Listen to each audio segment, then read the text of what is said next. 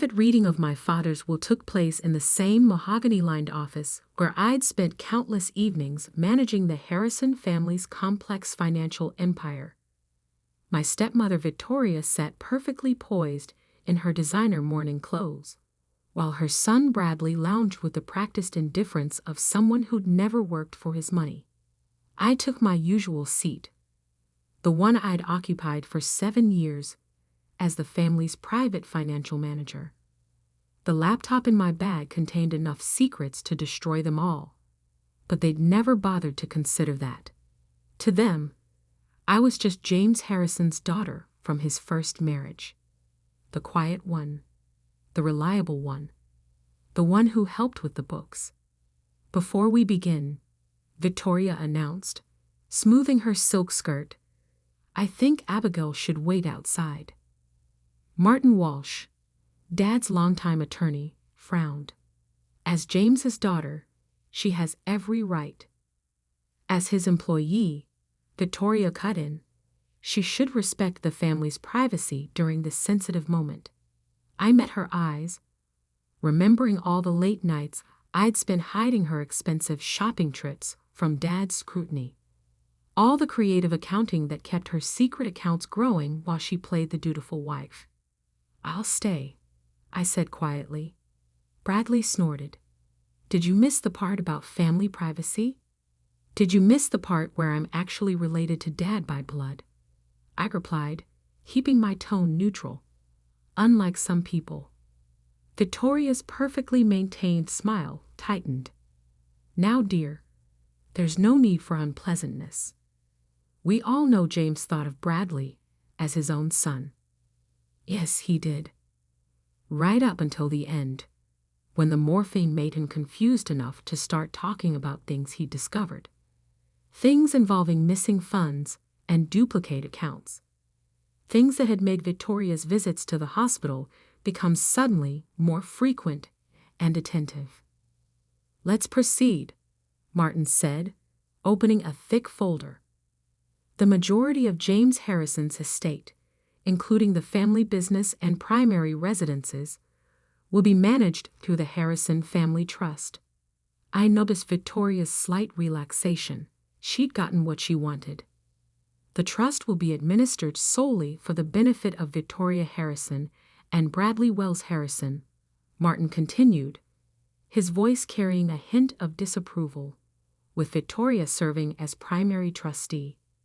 And there it was, 7 years of managing their finances, of protecting their secrets, of building their wealth, and I was being cut out completely.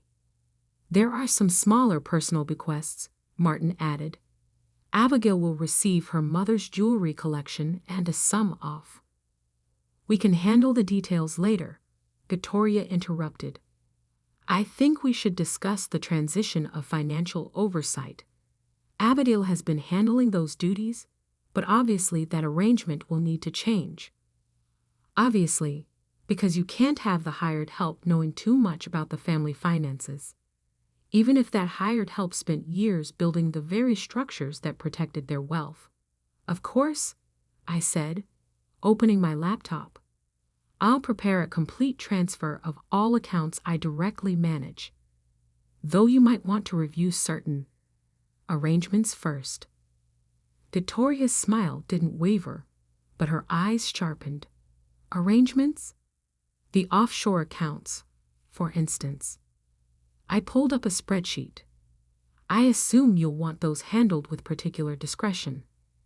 Bradley sat up straighter. What offshore accounts?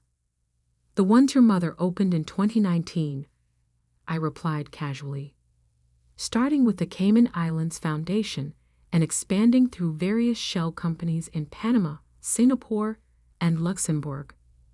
I glanced at Victoria. Would you like me to continue? The temperature in the room seemed to drop 20 degrees. Victoria's perfect composure cracked slightly. Those accounts are confidential, she said, her voice tight.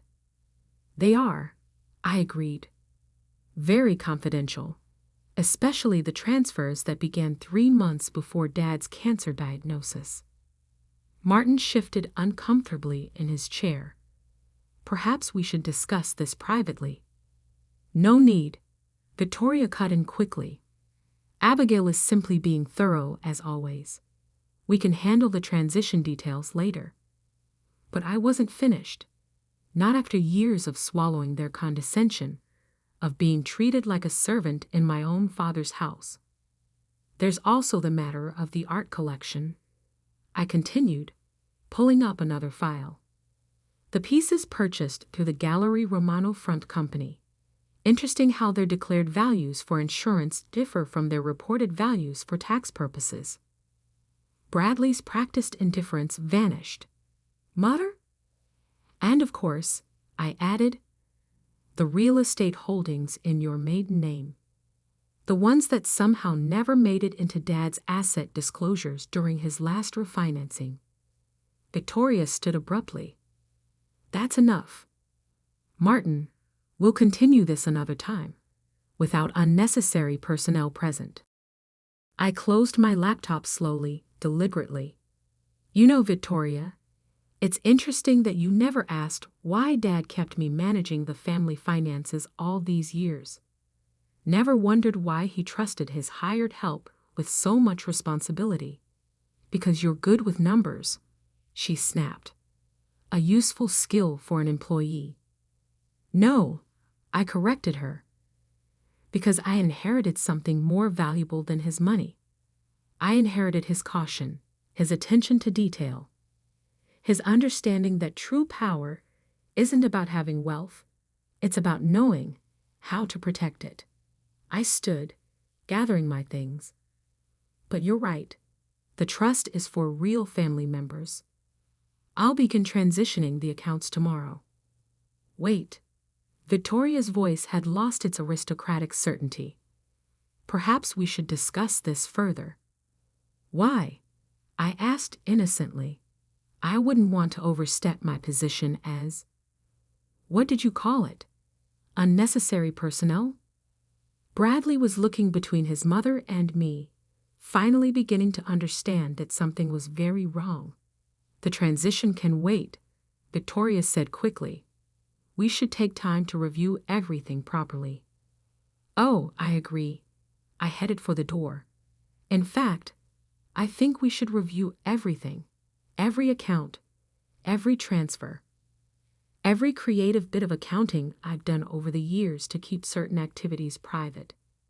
Martin cleared his throat. Miss Harrison, if there are irregularities in the family accounts. There aren't, Victoria interrupted sharply.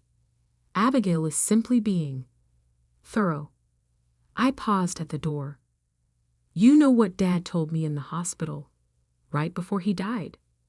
He said, the best leverage isn't what you take, it's what you know. Victoria's face went perfectly still.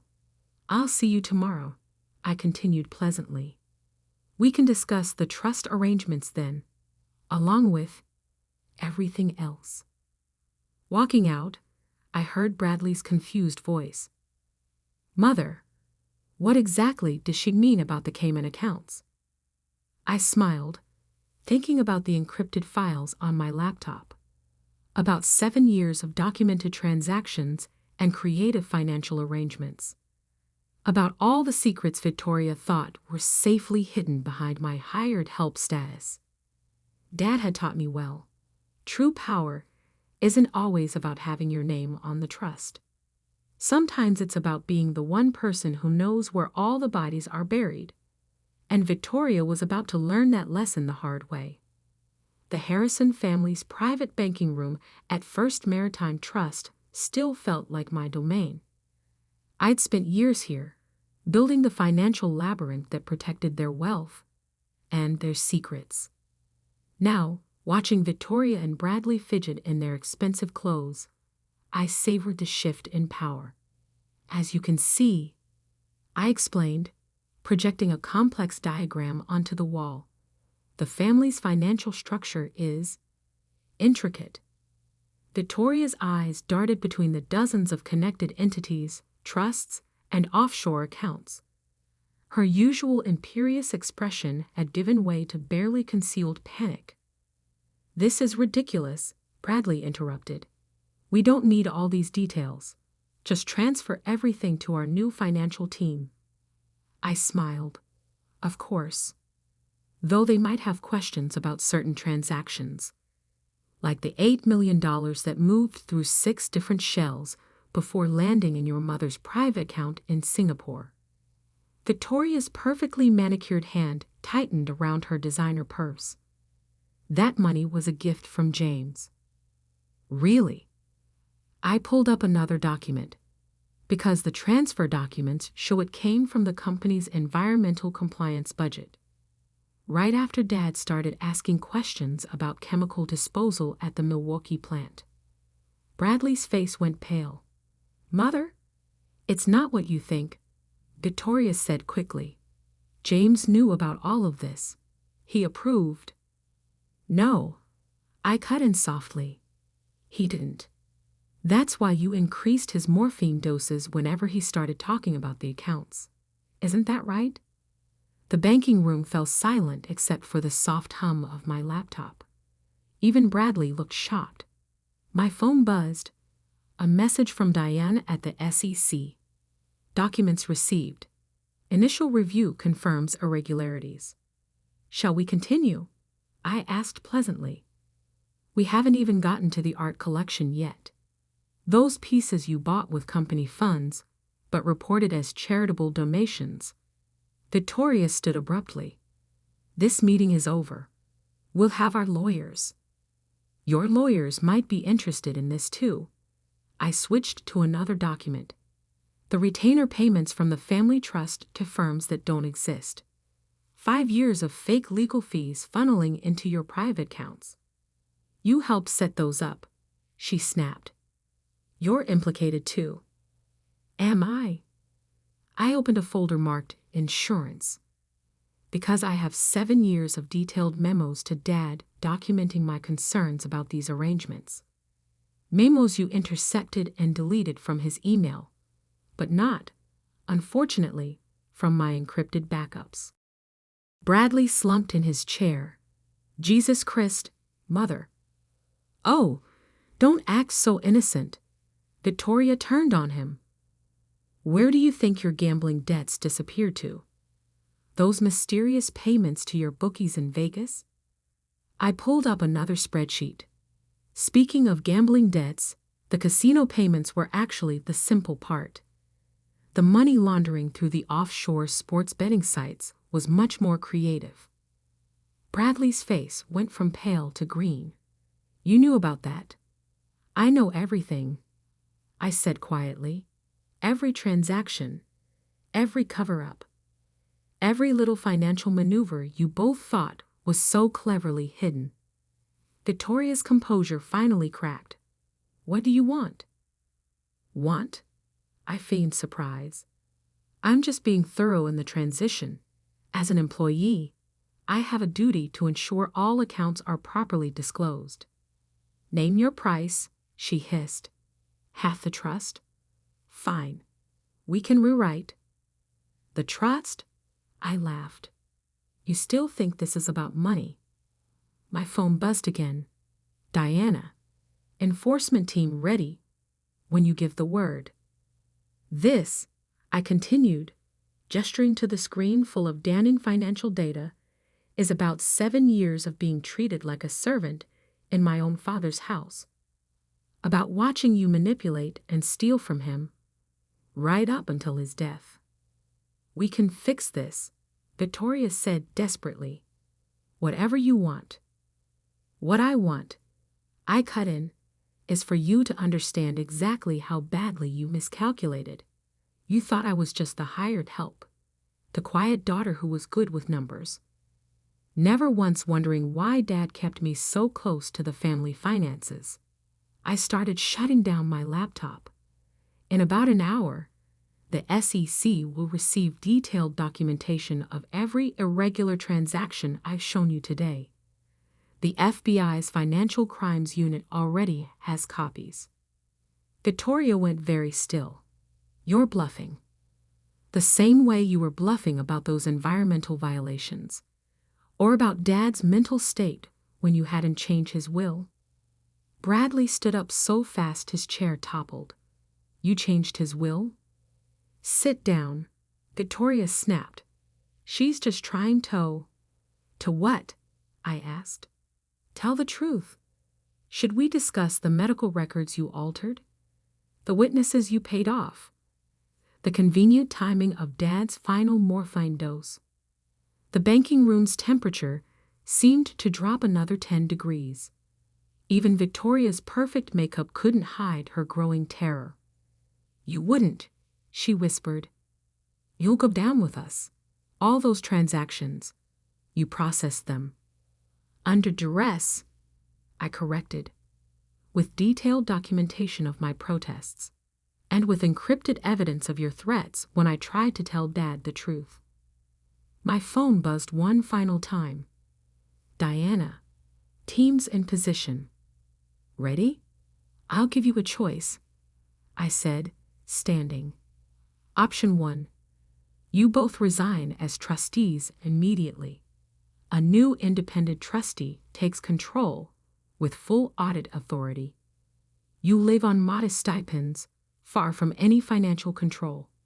And option 2, Bradley asked weakly. I forward everything to the authorities. All of it. The fraud, the money laundering, the environmental cover-ups. I met Victoria's eyes. The medical records. Victoria's perfect facade finally shattered completely. You evil little. Careful, I warned. Remember who knows where all your bodies are buried. You planned this, she accused. All these years. You were planning this. No, I corrected her. I was just being thorough. Keeping detailed records, like any good employee should. I picked up my laptop. You have 1 hour to decide. Choose wisely. As I reached the door, Bradley called out, Did Dad know? About all of it? I turned back. He started figuring it out near the end. That's when Victoria increased his medication. But he did leave me one last message. What message? I smiled slightly. He said, The quiet ones see everything, and they never forget. Walking out of the bank, I thought about all the years of subtle humiliation. The constant reminders that I was just the help. The dismissal of my warnings about Victoria's schemes. They'd forgotten the first rule of power. Never underestimate the person who knows all your secrets. And now they had 1 hour to learn that lesson. Exactly 58 minutes after I left the bank, my phone rang. Martin Walsh's number. They've agreed, he said without preamble. Full resignation as trustees. But Victoria has conditions. I watched the sun setting over the city from my father's old office. Now my office. She's not in a position to make conditions. She wants immunity from any future investigations, and a guaranteed monthly stipend. Put me on speaker, I said, hearing shuffling as he complied. Victoria, I want you to understand something. You're not negotiating anymore. You're surviving. Her voice came through, stripped of its usual aristocratic polish. You vindictive little. The SEC teams are waiting. I cut in. One word from me, and they move on everything. The fraud, the money laundering, the medical records, silence. So here's how this works, I continued. You both resign. Immediately, the independent trustee I've chosen takes control. You live on the stipends we decide, in the properties we allow, and you never, ever attempt to access or influence the family finances again. And if we refuse, Bradley's voice shook slightly. I pressed a button on my phone. Diana, is the SEC team still in position? Ready on your signal, My longtime friend at the Securities and Exchange Commission replied. FBI's Financial Crimes Unit is standing by too. I let them absorb that. Your choice. But choose quickly. You have 90 seconds. The silence stretched for 45 agonizing seconds before Victoria spoke. We accept. Both of you. Yes, Bradley answered quickly. Both of us. Good. Martin, execute the papers. I've already had them drawn up. I paused, then added, and Victoria? Leave Dad's wedding ring. The one you took from the hospital before they called me. Her sharp intake of breath told me I'd been right about that too. 24 hours later, I sat in the main conference room of Harrison Industries, facing the board of directors. The same people who'd fawned over Victoria for years now sat in stunned silence as I laid out the changes. The company will undergo a full audit, I explained. Every transaction, every account, every decision of the past 7 years will be reviewed. But the publicity, one director began, is already handled. I finished. A press release goes out tomorrow announcing a voluntary corporate governance review. The markets will see it as responsible oversight, not desperation. Another director cleared his throat. And Victoria's position as chairwoman is terminated, effective immediately.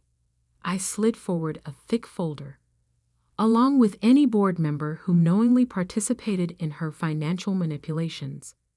I have documentation of who knew what and when. Choose your next moves carefully. 3 directors stood and left without a word. Smart ones. The others would learn soon enough. By evening, the reshaping of Harrison Industries was well underway. Bradley had been removed from his executive position. Victoria's loyalists were clearing out their offices, and Dad's old partners, the ones she'd forced out years ago, were already calling to discuss returning. I found Victoria waiting in my office as I finished the day's meetings. I have nothing left to say to you, I told her, moving to call security.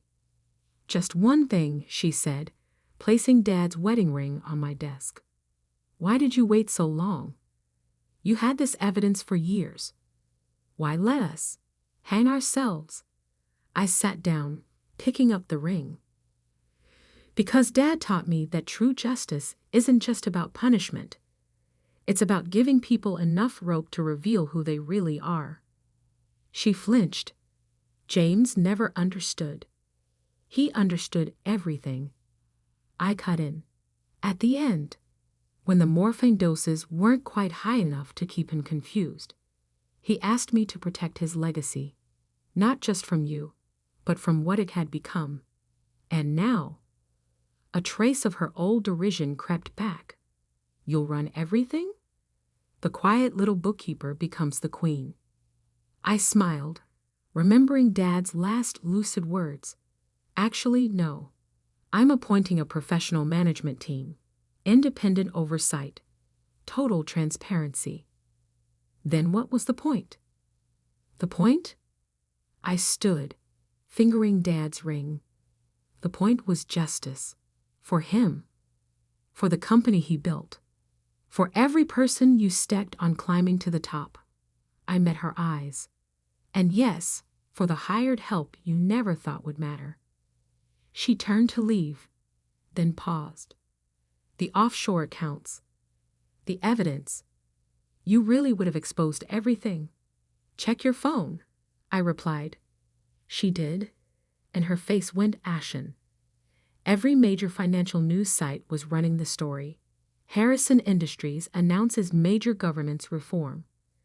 The subheading mentioned voluntary leadership changes and enhanced oversight measures. That version, I explained, lets you save face. The other version, the one with all the criminal details, is ready to go if you ever try to interfere again. You're more like me than you think, she said bitterly. No, I held up Dad's ring. I'm like him. I just learned to play your game better than you did. After she left, I sat in Dad's old chair, looking at the photos on his desk. Not the formal corporate ones Victoria had favored, but the real ones. Dad teaching me accounting at the kitchen table, us reviewing his first company's books together. The day I graduated with my finance degree. The quiet ones see everything, he'd always said, and they never forget. My phone buzzed. Diana from the SEC. Reforms look good. Prosecutors stand down. Yes, I replied, as long as they behave. Later that night, as I left the office, I passed Bradley clearing out his desk. He looked up, years of practiced arrogance replaced by something like understanding. He'd be proud of you, he said quietly. The way you protected everything. Not everything, I corrected him. Just what mattered. The truth. The legacy. The principle. And the money. I smiled. Money's just power, Bradley. The real victory is in knowing how to use it. The next morning, the business world awakened to a transformed Harrison Industries. Transparent, ethical, professional, everything Dad had wanted it to be. Victoria and Bradley would live comfortably, but quietly, their stipends dependent on their continued good behavior. The offshore accounts were closed, their contents redirected to corporate philanthropy. The environmental violations were self-reported and corrected. And me? I kept Dad's old office, but mostly as a reminder. A reminder that true power isn't about having your name on a trust or your title on a door. It's about knowing when to be quiet, when to watch, and when to finally show your cards. Victoria had taught me that lesson, though not in the way she'd intended. She thought keeping me close but subordinate would ensure my loyalty. Instead, it had given me the perfect vantage point to document every mistake, every crime, every betrayal. Dad's ring now sat on my desk, next to a new photo, him and me at my college graduation, both of us smiling at some